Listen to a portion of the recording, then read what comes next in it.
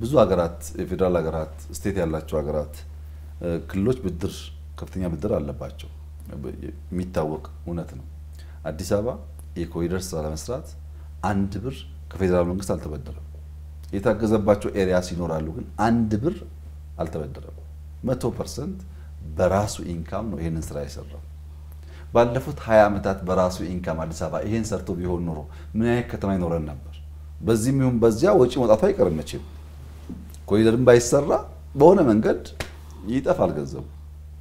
አሁን ከተማችን እየገነባንበት ያለነው ሀብት ከውጭ ተበድረን እንኳን ቢሆን ከፌደራል ተበድሮ እንኳን ቢሆን አዲስ አበባ የሚያዋጣ ነገር ነው ነገር ግን ምንም አይነት ብድር ሳንበደር ገንዘባችንን ጊዜያችንን አጣጥመን በኤሪያ ከፍለን ከተማችንን መቀየራችን ለሁላችን ደስታ ነው መሆን ያለበት በዚያ ውስጥ የተገኘው ዕውቀት የተገኘው ልምድ የተገኘው ስራ ስንት ኮንትራክተር ስንት ወጣት ስራ እንዳገኘ ደግሞ ቤት ይመስክረው ማለት ነው